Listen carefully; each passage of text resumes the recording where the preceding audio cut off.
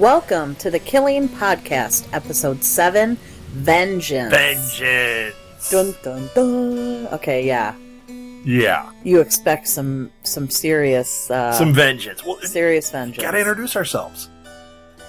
Oh, for crying out loud. I got so excited. For cry-eye. I got so excited. Go! I'm your host, Martha Southgate. And I'm Rob Southgate.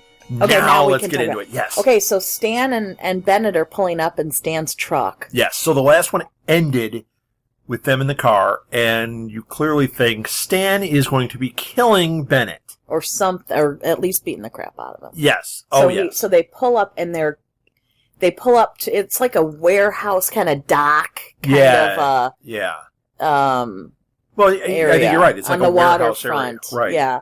And clearly it's where Stan has done his business before. Yeah. I was thinking when they were first driving that he was taking him to the field where she was found, or to that lake. Where they pulled the car out. I figured it was going to be something like that, but no, he took him to, where his spot. Maybe used to do business. Yeah. Well, and I have a feeling that what he did was he would do what he'd do. He'd kill somebody and then push him into the water there or something, because it was right there on that dock. Yeah. Very secluded. Mm-hmm. Oh, it was scary. And you could tell Bennett was scared to death. Oh, yeah. And, of course, then it's raining and everything. And, yeah. Okay, So Sarah is banging on Bennett and Amber's door. Oh, yeah, because she knows. She's freaking out. She's thinking he's going to die. Yeah. Stan is going to kill him. Right. And she's got to get Amber down there. So Amber answers the door. Yes. Sarah gets her to call him, but he, of course, doesn't have his phone. Right. So she can't, no one can contact him. They don't know where the heck he could be. Right. Right. It's frightening. Then we see it's pouring rain, and Stan this gets is one out of the car. Scariest things ever. Yeah. Stan gets out of the car and he goes truck. Let's be I'm very literal. I didn't know that about you. In 21 years. How many years? 26. I don't know. A lot. So you'll be literal about the rain and the truck. Well, it'll be 27 in a month, I think. In a month? In January. Oh, since we've been together. If we're counting from then. Yes. I thought you were counting our wedding. Oh, wedding 21. That was 21. Mm-hmm. Blackjack. See? I win because I said it first. I wasn't going to say it. So it's raining. Stan gets out of the truck, and he goes and he just stands there. Okay, wait. Completely frightening. Yeah, and Bennett realizes he doesn't have his cell phone. This is the first time he's kind of feeling around, and he gets an opportunity to be able to get help, and he doesn't have his phone. Right. How freaking terrifying was that when Stan just is standing and looking at him? Yeah, he just through the car window. Outside of the car window and staring at him. Oh my gosh. Was frightening. This is where we really see that, Stan has been relatively nice guy through everything. This is where we see the dark side of Stan. This is where we see what he was. The dark side of the Stan. Yeah. The dark side of the Stan, yes. Yeah, he is. That was so frightening when he was just staring at him through the car window. Justifiably, Bennett is a little nervous. He's pleading. He pleads with him. Yeah. Oh, man, that was pretty intense. Mitch then is trying to call Stan, and there's no answer. And Holder is there, and she's very upset with Holder, and she's yelling at him like, "Why are you doing this? This is the day of our daughter's funeral." The reason she's yelling at him is because Holder is grilling the whole family. Right. He's trying to find out about Stan. He's implying that there's more going on here than they've let on. And she's like, "This is the day of our daughter's funeral. How dare you?" But they're still trying to call Stan. While this is happening, the employee guy, the phone rings. He grabs it, silences it, puts it in his pocket, just like nobody notices. Right, and then the son comes down. Right. The one boy comes down and asks if Dad's in trouble. So not only did they bury his sister that day, and he's thinking this family is self-destructing, but now he's got a cop there grilling the family and saying stuff about his dad. Yeah, and I'm sure over time he's gotten wind of things about his dad. Or, kids are smart. They hear this kind of stuff. Mm-hmm. So now it's got that big question mark hanging over this kid. So that's tough. And Holder threatens Stan's employee. Yeah, well, when he gets him How do we still not know the guy's name? I don't know.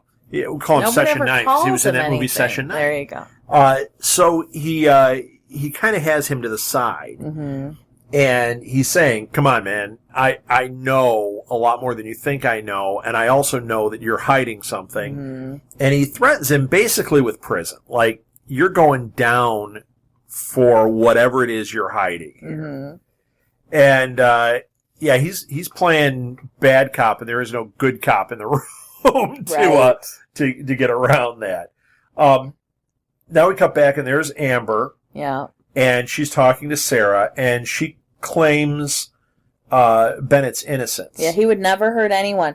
She said he's all about changing lives and helping people. Right. And he very well could be, but he is definitely caught up in something. Right. And Sarah's looking, and she sees on the table at this point, she sees the Koran is sitting there. And she's kind of piecing all this together while Amber is claiming that Bennett is, all good. Which he still might be. We still don't know. You were convinced he wasn't. Well, I was convinced Amber was the killer. The killer. But she had no. Well, she can't be. No. And Sarah proved it. Yep. I'm an idiot. That's why I'm not a detective, because I love to jump to conclusions. She said clearly, I can't lift anything because I've got baby gut she says or that whatever it's called. eventually. She hasn't said it yet. Right. But that proves it right there. Mm-hmm. And Sarah said later on that she did look into it, and she says, no question. Yeah. It was not her. She had nothing to do with it. So Stan is telling Bennett how different it is having a daughter versus a son. Yes. And how it's sweeter and how they love you differently. He's not saying this in a nice way. It's still menacing. And Bennett is terrified, and he just keeps saying, I'm going to have a daughter. I'm going to be a dad. Right. Because he's trying to find some kind of crack in Stan that he can get through. He knows that Stan thinks he's involved. Right. And Bennett knows he's not. Right. So but we don't know this for sure at this point. We also don't know that Bennett isn't involved. We don't know that he's not involved. But it's highly doubtful at this point. Although, wait a minute, not necessarily. We'll get to that at the end. But he says, I didn't hurt Rosie. Whatever you think, this is all a terrible misunderstanding. Right. And, okay, so so then Sarah is explaining that she, what did Stan? Oh, no. Stan Amber got in the car at this point, didn't he? I don't know. Yeah, Stan walks away from him and gets in the car. Oh, yeah, that was good. Bennett is standing there in the rain. Yeah. He hasn't let him off the hook. He's standing there in the rain. And for a moment, you're thinking Stan's going to run him over with the car. Yeah. He's got the headlights on. Bennett's standing there. Mm-hmm. That right I really there was thought scary. he was going to take him out, but he didn't. Yeah, hold on. So Amber is explaining to Sarah. She said, I drove to the school during the dance. Right. Yeah, well, because Sarah says, she said Bennett wasn't you weren't home. At your sister's. This isn't matching up. You've got to tell me what's going on here. But she said Bennett wasn't home to let her in. Right.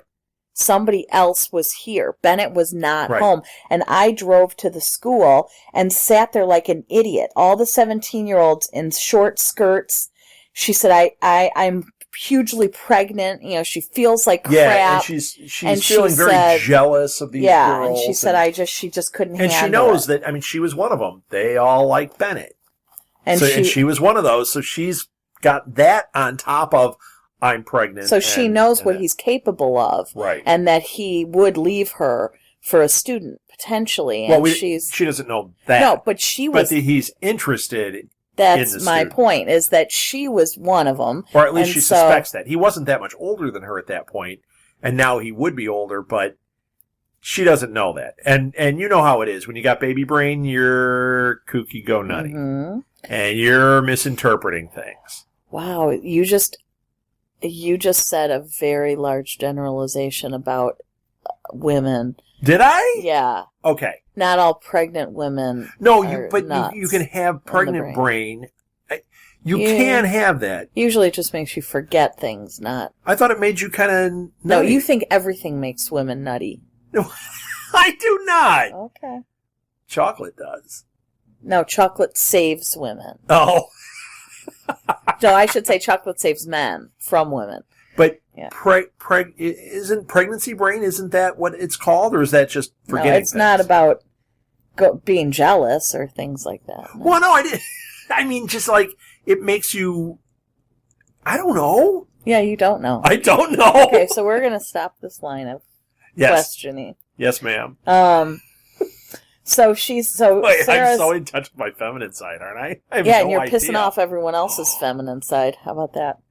How dare I? Yeah, I know. You're really a jerk. So Sarah's trying to figure out who let her in, who let Rosie in that night. And she says Bennett. And Amber says, no, Bennett lied. Yeah. Muhammad was there. Bennett gave him a key, and he's over a lot. Did she say that it was clearly Muhammad, or did she say Muhammad has a key, that he would have access? The only one who has the key that would be Muhammad. Amber could think of was Muhammad, and she said he's over a lot, and she looked extremely uncomfortable. She does not like this guy. No. And she said Bennett gave him a key, and he helps Bennett study the Quran. And at which point Sarah stole the Quran. Right. But I got the impression that this is causing conflict, that Bennett is going down this path toward the Quran, and that, getting deeper involved in that, and Amber is not necessarily on board with this. No, she is not. And she doesn't like this Muhammad guy. This could explain why she was sitting there with the hammer. She might be really scared of these guys and really uncomfortable with them. And when they come and she's alone, she wants to defend herself. So when they're banging on the door and yelling, she might not even be hearing that it's the police, that it's Sarah, and she may be like, oh God, they're here. Yeah, but Muhammad has a key, so how would that... I don't think you're accurate. Yeah, no, not Muhammad, but these guys. I mean, if she's not comfortable with Muhammad, she's got to know there are other guys. There might be a whole thing going on here. Mm-hmm. We don't know. Mm-hmm. We're going. I mean, if we go by the characters that we're aware of, then yes, we're starting to jump to some conclusions here.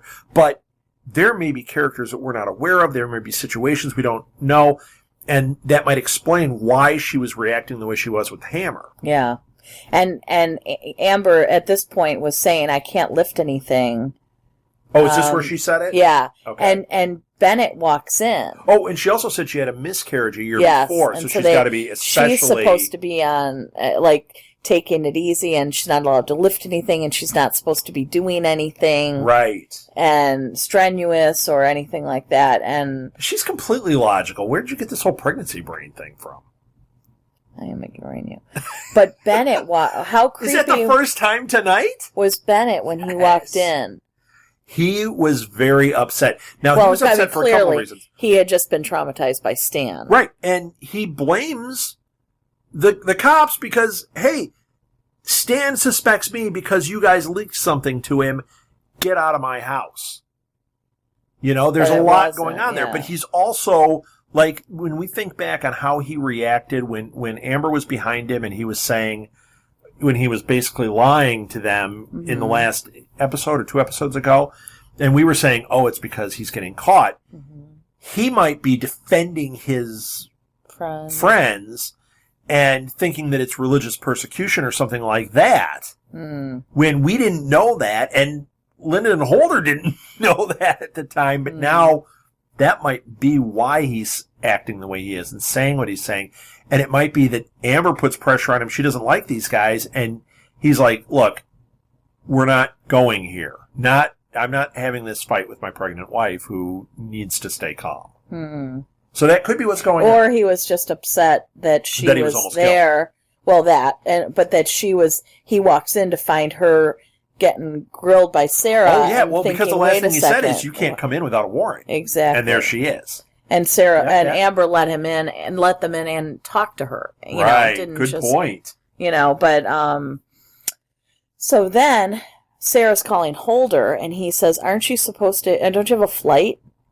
Don't you have a plane to catch? Busted. My gosh, Sarah had forgotten. Completely lost track of time. She grabs Jack. They race to the airport. They miss their flight. Jack, it's so bad. Jack's not happy. At first, like, you kind of look at him, and then he's like, "You owe me $500 million. $50 million. Oh, $50 million. You owe me $50 million."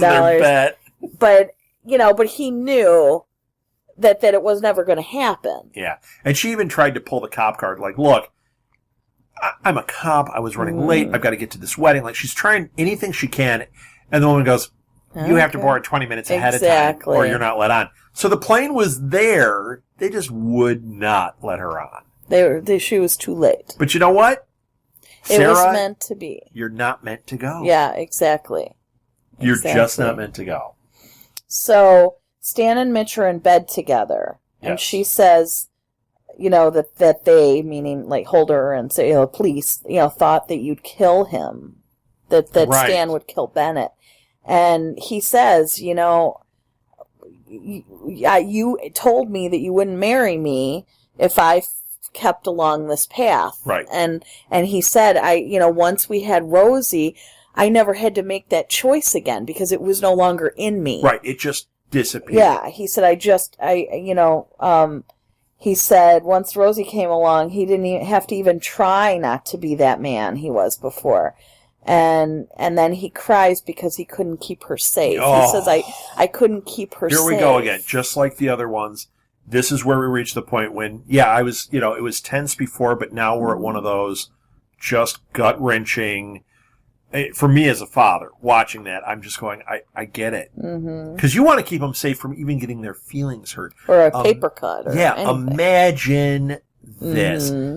This guy is torn to pieces. Yeah, he is. And especially knowing his background and everything, and that, if I hadn't turned he was a big tough guy. If I hadn't turned my back on that lifestyle, she'd still be here maybe, or something that's like, oh, come on. No, that, I mean, of course we know that's crazy, but he also has this feeling that if I let that seep in at this point, I would have just killed somebody. And that's got to be wearing on him too. Pretty scary, yeah. And so they start canoodling a little, like they're starting to, which was good because it was that first glimpse of them coming back together as a couple, and kind of being able to see each other and meet each other's needs, as opposed to in the beginning their grief is so didn't personal. They have that scene where he kind of came up and tried to give her a kiss on the neck or whatever, and she pushed him away? That's later. I thought that was now. Okay. No, this was the first time. So this is the first time we're kind of seeing them and come so together. Then one of the boys comes in and says he had a bad dream, and Stan, come in, and just just wants to love this kid up, Yeah. And the kid asks him, I don't know which kid it is, but the kid asks him, hey, tomorrow can we go to the park and fly a kite? So the kid's looking for normalcy. Yes. Actually. And he's looking for Stan. He's looking for attention. And he's also looking for more, which we're going to find out. But there's a lot going on there, too. He's looking for his dad. Yeah. But what was interesting about this scene is that you don't get the impression that he's using the kid as a wedge. Like, he's not trying to... No, and I didn't think that they at all. Reached over the kid and held hands over him. It's not like, okay, we can avoid this intimacy. Oh, he's here, thank goodness. It was, you know what? We're a family. All need to be together. We need each other.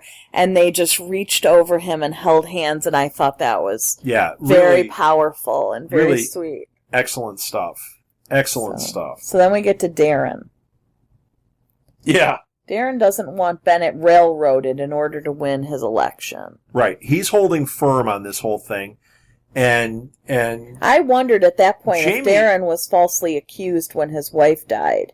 Because he seemed so crazy about that justice like that. Or if it was, even if it wasn't accused, if at that time maybe he didn't get a nomination or something because the opponent used it against him. Yeah. Not that he was accused, but that inkling of doubt was put into it. Because that's all it takes a lot of times, is just putting that thought out there, which is what the mayor is trying to do to him. Oh, he's not getting rid of this guy from the basketball league. Is this the guy you want? And he's going, well, wait a minute. He's innocent until proven guilty. Mm-hmm. And here we are. Bennett may be innocent. Yeah. And and that would make Darren correct in what he's doing. Exactly, but it doesn't matter. Yes. Well, no one cares. Not just the mayor. No one cares. But that might be exactly what's going on. And they keep saying, throw him under the bus and be done so that we can move on. Jamie was definitely saying that. Yeah. Gwen was saying it, but she wasn't saying it. She was kind of in there. After Jamie leaves, Gwen and Darren make up. They do the wild thing. Yeah. They don't just make up. Yeah. And no Wedge coming in there. And then the commercial comes on TV, and they both in mid-action see on TV that the mayor has a commercial that uses that image of Darren and Bennett and says, he's just slamming would you want this guy to be your mayor? He's got a murder suspect. It's like, my gosh. Now, here's what's crazy. I wonder if we're going to see this. But they say there, he implies that he's a murder suspect. That is not, you're essentially destroying this guy's life. That's, I believe, slander when there's no accusation actually out there. So this could really break bad for the mayor. Well, if they're smart, it'll break bad for the mayor. Yeah. If they don't use it properly, it's not going to be bad for the mayor. It's just going to be bad for Darren. Yeah. So that was, to me, there was a lot of seeds planted right there. And then, so we go back to Mitch and Stan's, and the boys are sitting on the couch watching a news report about Rosie. And well, this was interesting, though, because the grandparents show up. Yeah, we've never seen them before. No. And, boy, that grandma's a piece of work, huh? Oh, she's... But they show up, and they say, oh, you shouldn't be watching this. I thought this was interesting, because the one boy goes, I didn't even see what we were watching. They're watching about Rosie, but I think they're just in such a fog. It was just noise. And the mom... Mitch's mom is just overbearing and judgmental. Oh, she's awful. And she makes a comment that was so offensive, and she alludes to the fact that they sent Rosie to a public school. Right. And that's why she's dead. Right. And, if she had sent Rosie to a Catholic school, she wouldn't be dead. Like she gives shots to Terry also. Yeah. Mitch's sister. Lots of shots to her about not doing enough. When Terry's been doing she's been doing so holding everything together. She's giving shots to Mitch for not bucking up and being, super mom during this. Yeah. It's like she lost her daughter. Right. And she makes some nice racist comments. About how if you sent them to public school and they're mixed in with everybody, and what do you think's going to happen? Oh my gosh, she's just a piece of work. And not only that, but like here she's saying Terry's not doing enough. Where's this woman been? Right, it's been a week. We're seeing her. Where have they been? Right. Mm-hmm. Right. Which reminds me of that Seinfeld. Where have I been? Where have I been? Where have you been? Where have you been? Right. I don't know what that was. It was a Seinfeld thing. That's all I got. It was when Jerry Seinfeld was on a radio show, and one of the guys just went, "Where have you been?" And he went, "Where have I been? Where have you been?" Thank you for the opportunity to do my horrible impression. It was. Thank you. So Gwen and Jamie have a pissing contest. I don't remember seeing that. Oh yeah. They exchange a few barbs. I know. Oh, they sure did. And so she looks down and where am I peeing? Where are you peeing? Right. Thank you. She looks at Darren's mail and sees a letter from a women's prison. Right. And cut. That's all we saw. Right. She just shows that envelope. Right. It was from Crazy Eyes from Orange is the New Black. Oh my gosh, I love Orange is the New Black. Oh, oh my gosh. Okay, so we went to the American Girl store yesterday. And Rob and I went through taking pictures of various dolls that looked like the characters from Orange is the New Black. They need to put out an Orange is the New Black collection. That is how pathetic we are. It was parents. The funniest because the one looked like Alex from the show. Oh my gosh, she totally did. And then it just snowballed from there. I just wish there had been a Crazy Eyes. That would have been the greatest. But there was a Tasty. Tasty was awesome. Yes. Yeah. So if you don't know who we're talking about, just go see Google go Tasty, see the show. Orange is the New Black, and you'll go, oh, there was a doll that looked just like her. And Alex, there was a doll that looked just like her. With the glasses and everything. Yeah, it was great. So we didn't see any killing characters there. No. But we weren't trying. They don't have a holder doll. Well, they don't really have any, no, they didn't really have characters that would match. But Orange is the New Black, they had, probably 6 characters. Holder doll. With a bad suit. Yeah, with the yellow shirt and that bad tie. So, wow, that had nothing to do with any of it. Okay, so Sarah and Reggie and Jack are back on the boat, of course, because Sarah and Jack will never leave. Right. So they're back on the boat, and Aggressive Kisser is not returning her calls. Right. And I'm rather happy about that. Reggie wants to know if she thinks about how this is going to affect Jack. And she said he needs a mom who knows where she's going and what she wants. Sarah has gotten apparently so involved in a case before that she almost lost custody of Jack. Right. Now, that is the first we have ever... We're starting to piece this together. It also... There's a couple of things going on here where I had a theory that it was Sarah that was the crack person. Here we're starting to think, well, maybe it wasn't. It was whoever this other person was that she was deep in this case with.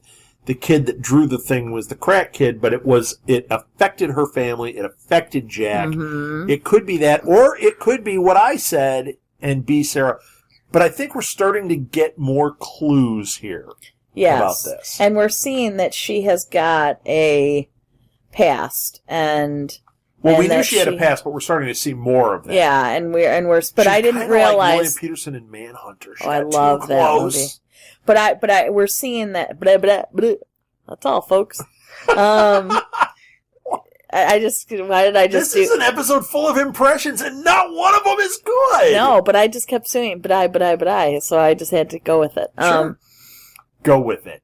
I did not realize before that Jack was involved in her issues before. You know what I mean? Or that he was affected by her issues? Yeah. I didn't know. Right. So she feels guilty, so she tells Jack, get dressed. We're going to your friend's party, the one that he really wanted to go to, but they weren't going to be able to go to because of moving. And she's like, get dressed, you're going. He's like, yes! And it turns out they're going for a paintball party. And she calls Holder. She gets Jack there, and then she calls Holder while she's there, and she's looking over, and she sees Jack get bullied by this kid. Well, he said, as he gets out, he goes, oh, great, Evan is here. And she goes, who's Evan? And he's like, no one. And then you see him getting bullied by this Evan kid. Taking a cheap shot with the paintball right in the back, and, and he's just a problem. Yeah, and Holder is on the phone with her, and he's like, oh, I thought you were in Sonoma. He's sitting there like, how is it? Isn't it awesome? And, and then she sees this bullying going on, and she just was like, gotta go.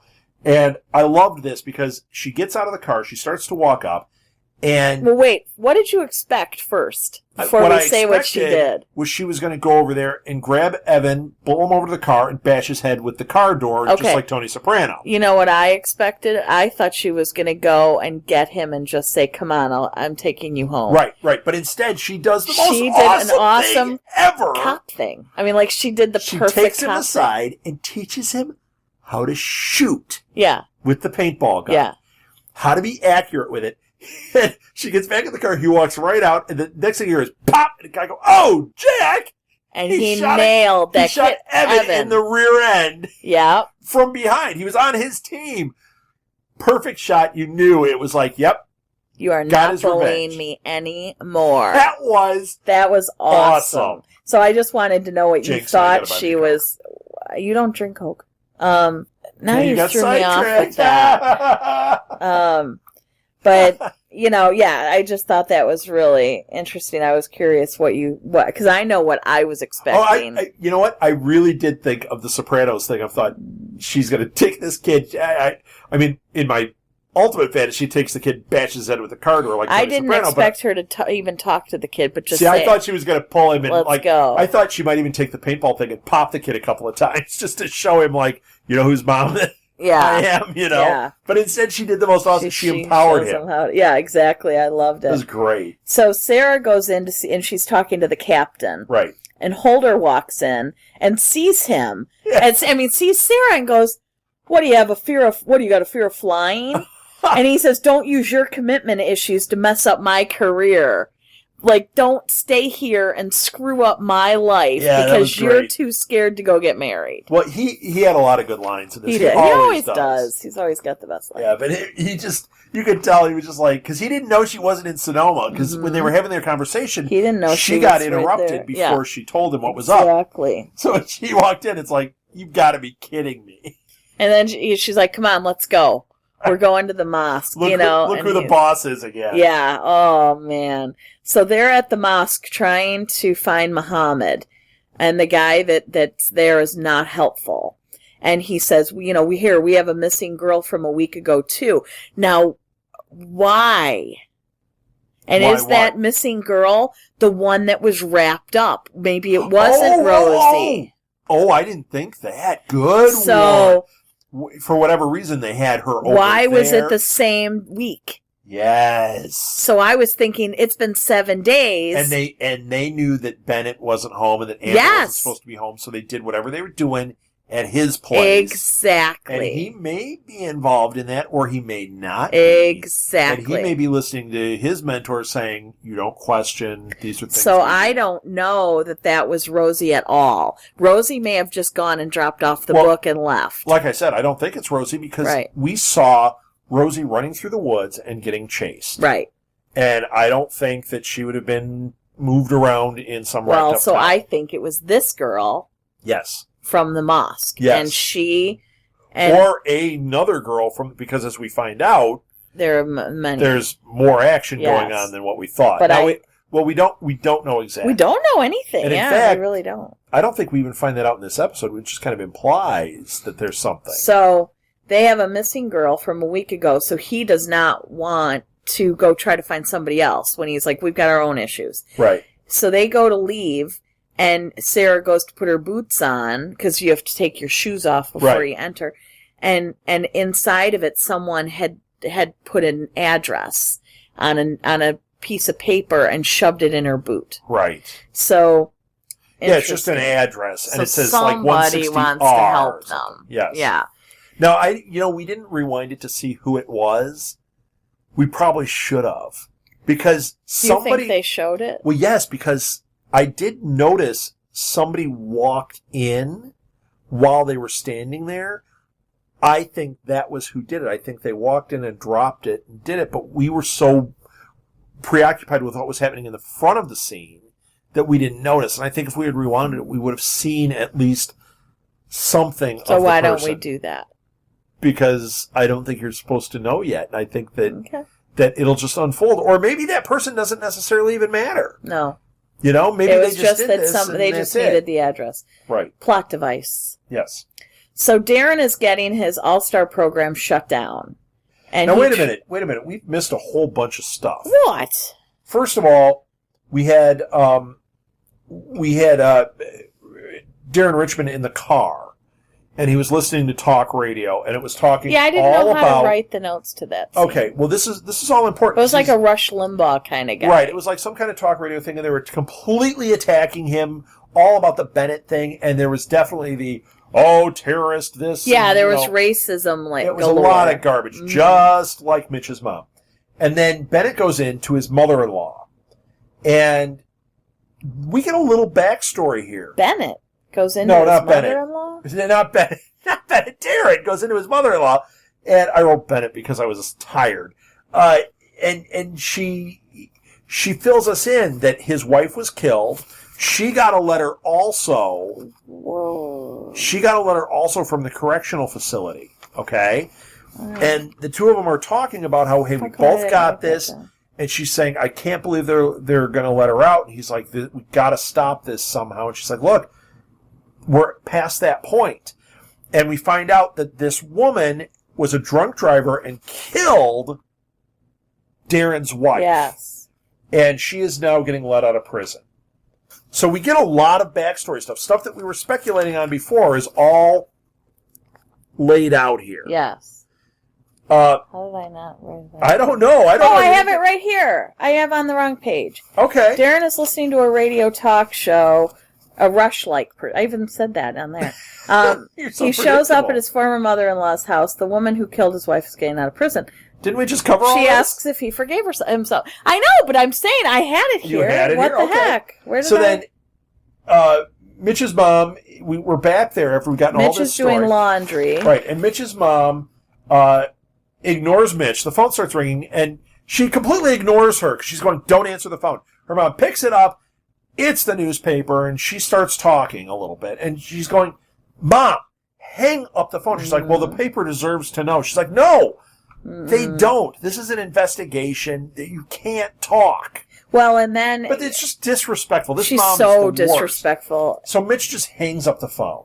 And then the mom understands. Like, then the mom's like, well, why would they talk to me like that? Like, right. Oh, my gosh, because they're horrible, heinous people. Right. And what don't you understand? Yeah. She doesn't get it. Well, she's not going to answer it again now that she experienced it, but she wouldn't respect her enough to listen to her. Like you're such an idiot but once again, having lived this is what this character has done. Yeah. She doesn't respect. And now that she's doing this to Mitch, now she'll be angry and she'll do even worse to Terry, I'm sure. So Stan takes the boys to fly the kite. Right. And they want the truth about how Rosie died. This is why I was saying earlier that yes, he wanted his dad, he wanted his mom, he wanted that. Flying a kite is a normal thing, but there was another agenda. Mm-hmm. He knew that the two boys would be alone with their dad, and they could talk to him differently than they can to their mom. Yes. And that's what they were trying to do as part of what was going on. Yeah. And they ask, and they're like, look, we don't want to hear the, she got taken to heaven Just story. Tell us the truth. Tell us what happened. And I thought he handled this really well, because he did say, a bad man did this. A bad man took her. Right. And then the one boy says, is the bad man going to kill us too? Oh, man. And he says, no, I will never, ever, ever let anyone hurt you. And it's like, but you already did. Yeah, Joe, Rosie's gone. And you actually said it earlier that you felt responsible in some way. Exactly. So, but maybe that's how he is able to get past that, by saying, look, I'm on high alert. Nothing is going to happen to you now. Mm-hmm. Doesn't mean he's going back to his old ways, but now he is on high alert, which unquestionably he is. Well, and this was interesting because the boys have Stan, which leaves Mitch able to be alone to talk to Stan's employee. Yes. So she's standing smoking in the doorway, and he's standing there, and she confronts him, and she says, you knew he was in my home. Yeah, how talking did you know? To my children. How did you know the teacher was eating suspected? My food? And what the heck, and he says, well, his contact at the school said that he took her to a room in the basement. Yes. That Bennett was taking her down to wait a minute. No. This, and I wrote the same thing, that he said Bennett took her to the basement. But he didn't say Bennett took her to the basement. He said he took her to the basement, and we know what was going on in that basement. But we also don't know, we know it was Bennett because the contact called and said, it's the teacher, and he said he took her down to the basement. But no, he said the teacher is the suspect. But he didn't say that this is what was going on. He said there's I don't agree.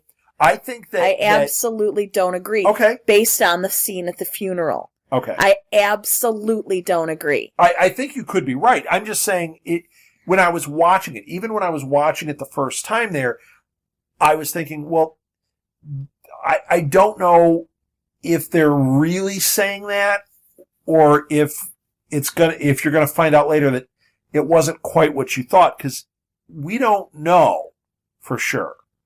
But I think this may have been one of those things that was throwing a little smoke into it to make it feel like, wait a minute, Bennett, it was screwing around, and he was involved with Rosie, and I'm still thinking he might have been. This is really leading that way, but the way he said it made me question it a little bit. Like, I would have wanted to ask that question flat out. Are you saying that the Bennett teacher took her yes. to a room in the basement? He told... Because think about it. When they had the video and all that, they thought that was Rosie in the video. Mm-hmm. It wasn't. So, what is he talking about there? Mm-hmm. But he did know that the suspect was the teacher because the janitor was around and he heard this. Right. So he may be saying, hey, I know about the cage. They did this stuff in the cage. Oh, the janitor, that was his room. He's the one who had the peepee hole. Right. So there's lots of... There could be some misinterpretation here of what was going on. But Bennett doesn't look like any of the other kids that were down there. But he's a grown man with dreadlocks. Yeah, I mean, it's... Yeah, I know. You're right. You're right. And that's why I think you might be right about this whole thing. But even if he says, oh, no, I took her down there to talk about books. But he might not. He might have just been saying... He's a suspect, and you know what? There was this place, and I know that the kids went down here. No, he said that his contact at the school said that Bennett went down there? That he took her to a room in the basement, and she knew what that meant. It's just I don't want it to be. And she looked stricken, like, oh my gosh, what was she doing? Like, who is this child? Oh, I don't want to think about it. She was having a relationship with him. Like, you could see the look on her face that she was going, I understand what happened now. It wasn't one time. It was something he used to take her down to the room in the basement. What a classy guy taking her down into that cage area. That's what he said. But he said, I told Stan that maybe I could do something about it. Yeah. So right, he's implying... He was trying to say, I didn't tell Stan to do something about it. I offered to take that on. Which he was also, at that point, offering to Mitch. But he did offer it to Stan in an earlier episode. He said, you know what, I can help you with this. We could do things like we used to. And he's saying it to Mitch, like, I offered it to Stan. I'm offering it to you, basically. Okay, so I think we're going to find out a lot more about that. Yeah, so it turns out I went a little out of order because I had my notes in the wrong order. Okay. Because they didn't go to the mosque yet. What? Sarah's talking to Jack. Okay. And she's driving. Holder. Well, we covered it. And Holder says, did your old man make you quit smoking? Yeah, right. And he's talking about the Nicorette, which you were right about. And this is when they're on their way to the mosque. Right. But he was really going on about him, like trying to feel that whole situation out, and like, why are you so afraid to, is it, like, yeah, right. What is there something really wrong with this guy? Like, what is wrong with you that you don't want to marry him? Yeah, and she can't say Martha thinks he's an aggressive kisser, so I'm questioning things. So then. Okay, then they do the thing at the mosque. Did that been there? Right, and then Darren does the mother-in-law thing. Well, no, he doesn't. This is where Darren's shut down. Right, and he's got all those councilmen, and he gives a really good speech there to the councilman where he's like, "Look, your guys are going to vote this thing down, but you shouldn't." Right, because you're taking it away from the kids. Yeah, and you don't. You're essentially accusing somebody without knowing the facts, without having everything in line, and. The mayor is sitting there super cocky, and of course, this is what ends up happening. They vote it down. It stinks. And then Sarah keeps trying to call Rick, the aggressive kisser. Yes, and she goes and then they can't find the 640R or whatever the name, 609R or whatever the address was. Yeah, and she's frustrated. She's like looking for it. Because it says R. I go, well, Rob, it's the rear. Yeah. Well, you should have been there. But they don't know R, I guess. You needed to get out of the car. I know you were there. I know, I was you were in the car. I was talking to Holder. Yeah. I was trying to give him lessons on how to dress. Right. And so she goes to the back of the building. You were playing Farmville. And it's been years. It's been years. She goes to the back of the building looking for the address. And then, of course, I love this. Holder comes walking up, and she looks at him and like, okay, go ahead, kick this door down for me. No, normally she's the one saying, we don't have this, we don't have that. She just looks at him and just, without even saying anything, just, go ahead, come on, kick the door down for me. Well, yeah, she does it. He kicks it. She goes, wait a minute, we can't do this. We don't have probable cause. And Holder goes, someone's yelling help inside. Probable cause. It was really funny. So he breaks in the door. But she totally gave him... Oh, she totally was setting him up. Yeah, no she question. Totally gave him permission. And they go in, and it's the back of some like kind a of little butchering butcher shop. place. Well, it's like a little butcher shop. I said that. You didn't say that. Well, but it was. I knew what it was. You knew nothing. You thought it was like Hostel. I did not.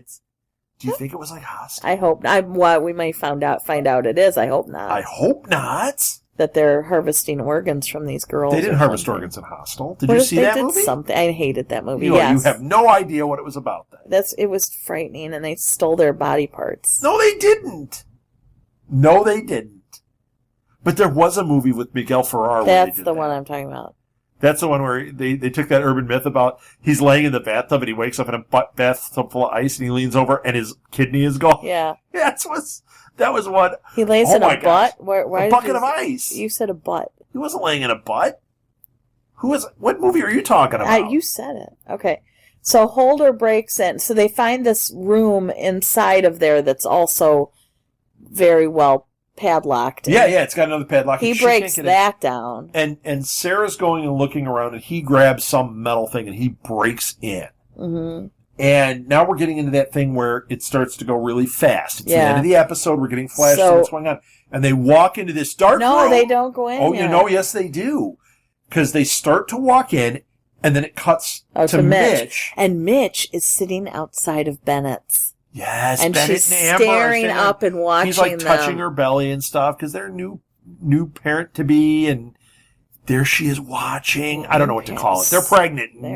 He's touching her belly. Parents. Yes, and he's you know what, the whole like pregnancy and all that I've gotten all wrong. Yeah, you have. So well, but Mitch is sitting there, and you're like, oh no. What's she going to do? And it always cracks me up when they do, not just this show, but when shows do scenes like this, because who stands in their windows doing stuff like that? It's so funny. Right. Just kind of amuses me. It makes no sense. But it needed to happen. But if they didn't do that, if they were like way inside, Mitch couldn't see them, right. And then we wouldn't have I just said they have to do it, but it's just really funny. Like, in real life, people stand in front of them. Come and stand in the window with me and touch my belly. Right. Let's see how that goes. Right. So Mitch is outside of Bennett's. I don't know what she's going to do. Right. No, something's up there. And then we see the quick thing of Darren's program getting voted down, and the smug mayor, and he walks away. Stan and his son gets into bed with him again. Yep. And so now this is sort of becoming their bonding time. And then, yes. And then we see, this is what I've been dying to get to. Oh, yeah. We see Sarah and Holder, and they're in there, and they're looking shocked, and then all of a sudden you hear, FBI! And they crash into the ground, and it ends. Yeah. What? And we have to admit that we cheated because we couldn't stand it. Well, I know, we went right to the next episode. We only watched the first 2 minutes. We can't say it. No, but we just have to admit it. We have to because we have not done that before. Ending. No, this was the greatest ending. I had to know. We couldn't stand it. We knew it was the FBI, but what was in that room? Because they looked like they saw something they didn't believe. I think it was where they held... I think it's human trafficking. See, that's what I was thinking too, but then I thought I wasn't sure if it was that. And that's why these girls are going missing, and she's seen so many. Right. Oh, and we can't talk about it because we still actually don't know exactly what. We know nothing because we literally only watched the first couple minutes, like just right at the beginning when they said we're police officers, right? And let us off. That's really all we watched, but. Yeah. Oh my gosh. What an ending. Mm-hmm. Loved it. Yeah. That's it for this episode. That's it. I can't wait to talk about the next one. Well, we got to watch it. Yeah, we got to watch it, and then we got to talk about it, and it's so fun. Mm-hmm. What an awesome... I love this show. Yeah. I don't know how we missed it when it first was on. You know what? I was going through 2 bachelor's degrees, and things like this just didn't happen. Well, I'm glad it's happening now. I am too. Because I love this show. Yeah. It's so much fun. Okay. All right. Let's wrap it up. Your business. So, I'm going to do it really quick. You can follow us on Facebook. Just look for The Killing Podcast. Please like us on there. Share it with your friends. You can listen to episodes there. We post them on there, and get in the conversation. If you have questions or theories or whatever, especially since we have a 4th season that's going to be coming up, post it. It's not going to spoil anything. Let's have some fun with this. You can follow me on Twitter at rsouthgate, and I tweet about this show and other shows and other projects that we have going on. Please go to our website, www.southgatemediagroup.com, where you can listen to all these episodes, past episodes of different shows, and try all the different things we have to offer. We also now have added donate buttons there. So if you are a fan and you would like to help support us, that's how we get paid at this point. Go on and donate. Anything is greatly appreciated. Let's see. What else do we have going? Follow us on iTunes, subscribe, and rate us, please. 5 stars is awesome, but anything you rate us does help because we really do take it to heart. And once again, all that does is help us out in a big way. And what it really does is for other people that maybe don't know about this podcast, that might be interested in it, it puts us at a higher ranking so that they're going to see that it exists. And that's really what it's about, on iTunes. Yeah. And even just going to Stitcher and subscribing there gives us a higher ranking too, and also makes us more visible to listeners. So help us out. We would really appreciate it, and we really do love this experience. This has been just a blast. Absolutely. So, and the Killing community, I guess that's what we'll call you guys and us, and it's just wonderful. This is really great. So that's it. I'm done. Thank you so much for listening, everybody. This has been The Killing Podcast, brought to you by Southgate Media Group as part of the Input Junkie Network. I am Rob Southgate. And I'm Martha Southgate. And that is it for this week. I can't wait for the next one. Do you think we're going to find out who did kill Rosie Larson?